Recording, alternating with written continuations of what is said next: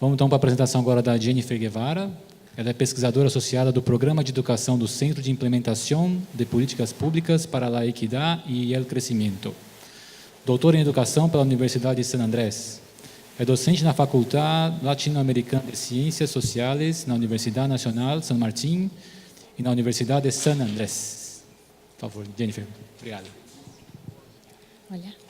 Olá. Bueno, muy buenas tardes a Boa todos. tarde a todos. Al desafío que ya mencionó desafio Claudia que já de mencionou hablar Cláudia, en este de horario se falar agrega nesse que voy a horário, hablar se en agrega que eu vou falar em Me disculpo espanhol. de antemano Peço por desculpas eso. antecipadamente por Voy a isso. Eu vou intentar tentar hacerlo fazer lo o más mais despacio lentamente y modulado possível e de posible maneira mais para los que modulada. no se Para pusieron los vocês que não headphones. colocaram os headsets. Agradecer primeiro a la Queria Fundación agradecer primeiro a por la Fundação invitación y pelo es un placer convite e é compartir um el grande panel prazer también con compartilhar Claudia o painel com a y con Cláudia Fabio. e com o Fábio. Nos próximos Nos próximos minutos eu vou lhes contar a história de uma pesquisa que fizemos no ano passado junto com a Fundação Maria Cecília. E partiu de uma pergunta que era muito pertinente naquele momento no contexto brasileiro, que tinha a ver em como se desenha, se projeta uma base curricular para a primeira infância. Com essa pergunta em mente, nós começamos a trabalhar tentando procurar boas práticas em matéria curricular para a primeira infância, tentando pensar em que casos, quais os países, quais jurisdições podiam nos inspirar para pensar na base curricular no Brasil. E nós ficamos em algum momento com essa seleção de casos que nos permitiam, por um lado, tomar conta de uma diversidade de tradições curriculares, pensando em diferentes regiões, mas também em países que tivessem bons resultados ou programas de primeira infância que tivessem sido avaliados e em bases curriculares e fossem diferentes entre si no seu formato, sua extensão, suas extensões, como eu vou lhes explicar no momento. E assim nós ficamos com os casos da Argentina, Ontário, Canadá, que é o do meio que está lá, Holanda, Escócia, Singapura, Suécia e Chile. E uma vez que começamos a entrar nesses documentos, nós imprimimos, nós tínhamos numa mesinha e começamos a ler a fundo e a ressaltar. A primeira coisa que percebemos, bem rápido, foi que pensar numa base curricular e, portanto, analisar uma base curricular, projetar e implementar, não podia ocorrer por fora do contexto das políticas, as políticas orientadas para a primeira infância, a educação, saúde e as de proteção ao desenvolvimento social. E também não podíamos pensar por fora do contexto da oferta, ou seja, que tipos de oferta cada país tinha para a primeira infância, a que faixa etária apontava, quais territórios, qual a cobertura, quais formatos, quais eram os desafios de política que esses países estavam passando no momento de projetar e implementar essas bases. E uma das coisas que começamos a ver ali, entendendo essa questão que eu dizia que era uma base não podia se separar desse seu contexto, tinha a ver com essa ideia da intenção reguladora. Assim como as bases curriculares tinham lugares em contextos diferentes de política e de oferta, também tentavam fazer coisas distintas com essa oferta. E entendemos que uma base curricular é um documento que dá resposta a uma pergunta que tem a ver com o que queremos atingir com a educação infantil. Esses países forneciam respostas diferentes a essas perguntas, então temos países com uma intenção de política mais ligada ao setorial, que tinham a ver com bases curriculares pensadas exclusivamente para a educação infantil, mas não assim para outros tipos de ofertas guiadas para a primeira infância. Esses são os casos da Argentina, Chile, Singapura e Suécia, que são bastante diferentes entre si, porque essas bases setoriais exclusivamente orientadas para a educação infantil não possuem o mesmo efeito em países com alta cobertura, como a Suécia, praticamente universalizada da educação infantil, como em países como a Argentina ou Chile, com grandes disparidades na sua cobertura. E encontramos outros casos, esses três, nos quais vou focar mais na apresentação dessa primeira parte, com essas intenções mais abrangedoras ou questionadoras. O que isso quer dizer? Era sobre bases curriculares que apostavam em cobrir a oferta toda, seja incluída essa na educação infantil ou não, e que inclusive tentavam começar a questionar ou amalgamar esse mapa de oferta da primeira infância. Isso tem a ver com um desafio específico que a primeira infância tem, e é que as questões que fazem a heterogeneidade e a fragmentação da oferta são centrais para pensar o currículo. A criança, a ensinança, o cuidado dos mais pequenos acontece primordialmente no território. É sobre práticas de criação, de cuidado compartilhados dos pais, como a Cláudia bem dizia, comunidades, educadores. É muito difícil separar as questões que se fazem a diversidade cultural do território, as faixas etárias, os formatos institucionais, as políticas e, portanto, as bases curriculares que apontam a primeira infância têm que lidar com esse desafio da heterogeneidade e a fragmentação e o fazem de jeitos muito diferentes. Eu vou lhes contar, vou focar em alguns pontos que resultaram especialmente interessantes e acho que podem ser inspiradores dos casos da Nova Zelândia, de Ontário e da Escócia. Por um lado, o caso da Nova Zelândia resultou inspirador para muitos na América Latina porque vai com um desafio que é o da diversidade cultural. Em Nova Zelândia está muito presente a questão da biculturalidade, a cultura, a maioria é reconhecida, Maori é reconhecida, muitos devem saber sobre a participação deles na política, também é o caso da primeira infância e a construção dessa base curricular da Nova Zelândia. Foi elaborada com o representante de cada uma das modalidades de criação, ensino e cuidado para a primeira infância, reconhecendo que se apontavam a abranger não somente a cultura predominante, mas também a cultura maori. Era necessário reconhecer que haviam formatos institucionais diferentes, os programas específicos para a cultura maori aponta para uma inversão nos programas desde o momento zero e levados adiante por anciões da comunidade que têm uma sabedoria ancestral e práticas de criação muito específicas. E que essas apontavam, essas tinham igual valor ou queriam ser reconhecidas nessa base, assim como as outras modalidades lideradas por docentes profissionais da educação infantil. Neste contexto, esta base abrangente tem o poder de regular e atender a todas as modalidades, não deixam ninguém por fora, elas reconhecem e os respeitam a sua diversidade, mas também permitem que essas diferenças se mantenham para dentro. E acho que nesse sentido, a Nova Zelândia é um caso que nos convida a pensar sobre o desafio da diversidade cultural, o design e a implementação de uma base para a primeira infância. Segundo caso, o do Ontário, Canadá. Esse aqui é um caso também bem interessante, e aquele desafio que eu acho que fica destacado e que dá resposta a essa base curricular de um jeito muito interessante é o desafio de profissionais adultos encarregados das instituições e formatos institucionais para a primeira infância, com trajetos de formação e perfis muito diversos. Nesse sentido, você tem algo que tem a base de Ontário, Canadá, desenvolvida por um painel de experts, e apontando a coesão do mapa da primeira infância é a elaboração do que eles chamaram de um contínuo desenvolvimento, que não é nada mais do que uma matriz que inclui para as diferentes etapas do desenvolvimento uma série de saberes, habilidades, disposições, conhecimentos, práticas e inclusive sugestões de interação para os adultos. Elaboradas numa linguagem muito clara, muito compreensiva para famílias, para educadores, para pessoas adultas encarregadas de espaços sem muita formação específica e que tem o poder de se posicionar como um instrumento de trabalho.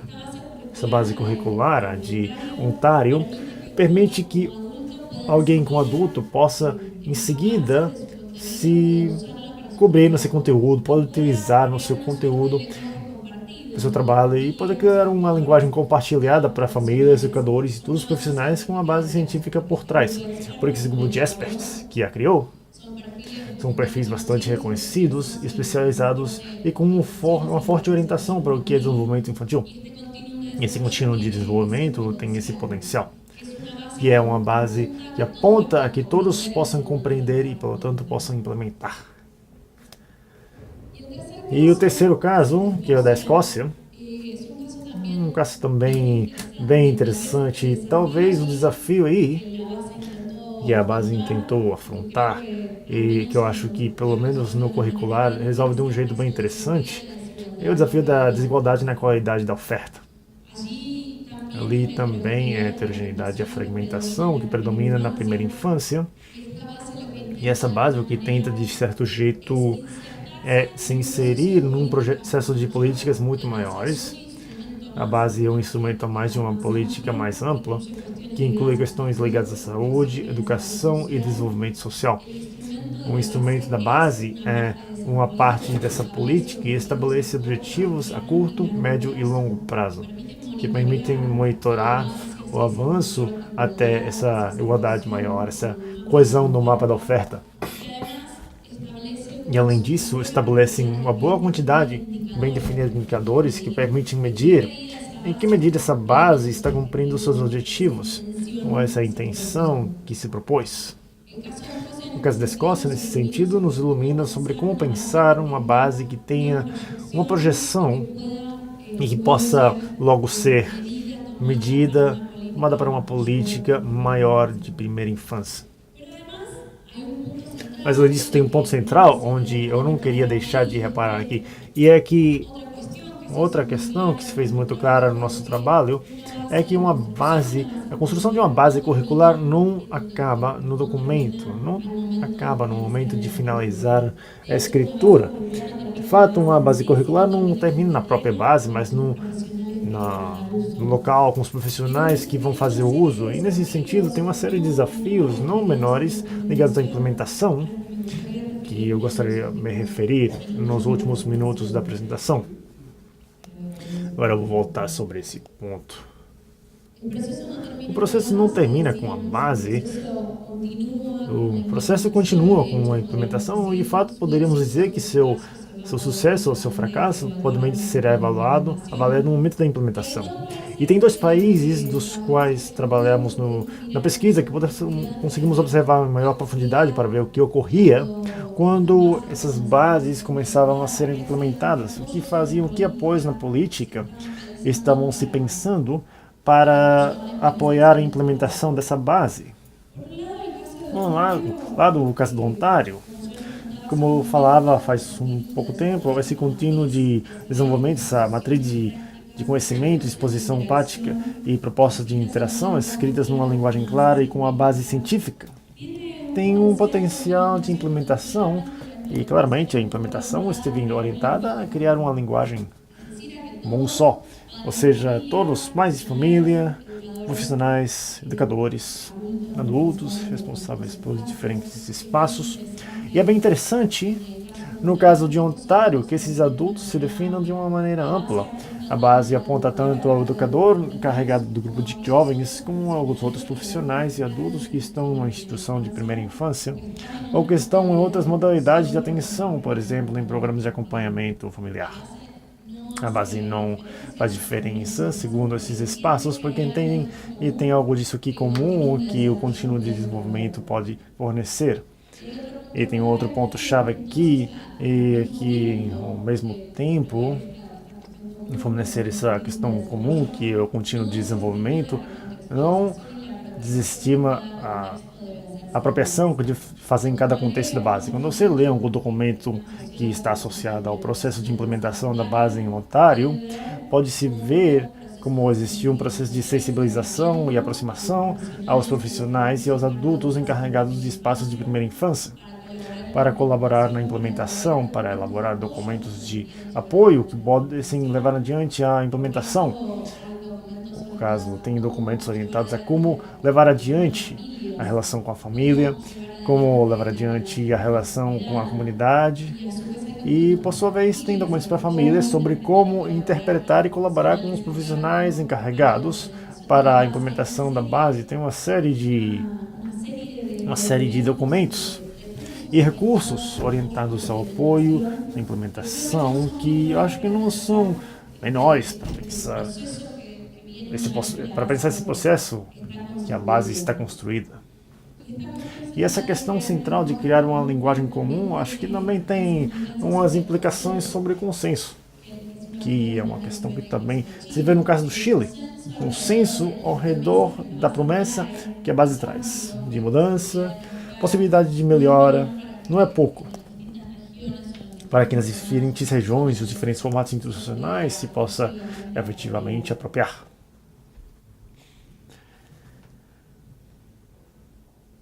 E com respeito ao caso do Chile, foi ainda mais interessante porque tivemos a oportunidade de viajar até lá e conversar com os educadores que tinham liderado o processo de construção da base, e também aqueles que tinham resistido naquele momento, e aqueles educadores que tinham recebido a base. E ali tinha uns 3 ou 4 coisas que eu gostaria de apontar, porque eu acho que poderiam inspirar o processo do Brasil.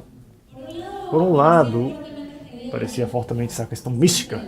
E que isso da questão mística. A base curricular no Chile trazia uma promessa de melhora, a promessa de uma mudança de paradigma no nível da educação infantil. Foi a promessa de um consenso ao redor do que ia acontecer. E essa mística, essa sorte de ideia que todos tinham como evangelizar a base, não foi pouco, porque permitiu construir uma sorte de todos estamos indo para o mesmo lugar, liderado por uma liderança muito forte, desde dentro do Ministério da Educação, mas também convocando os educadores profissionais, famílias e universidades que participaram desse processo de construção e também de implementação, e que criaram essa sorte de ideia de dizer que a base vai começar a dar adiante um pulo qualitativo na qualidade da nossa educação infantil. Essa pluma de energia, essa confiança potencial desse instrumento, eu acho que parecia ter sido uma chave para que esse processo tivesse êxito. E como eu dizia também, uma liderança de dentro, uma liderança com educadoras muito legítimas no campo, com universidades que se comprometeram e somaram o processo e tinham realmente experiências piloto e capacitação. A base curricular do Chile teve um processo de implementação de 5 anos. Tiveram 5 anos projetados, pensados e predefinidos, e passos a serem dados para a implementação efetiva da base. Primeiro veio o processo piloto, onde se tomaram instituições de educação infantil das diferentes regiões do Chile.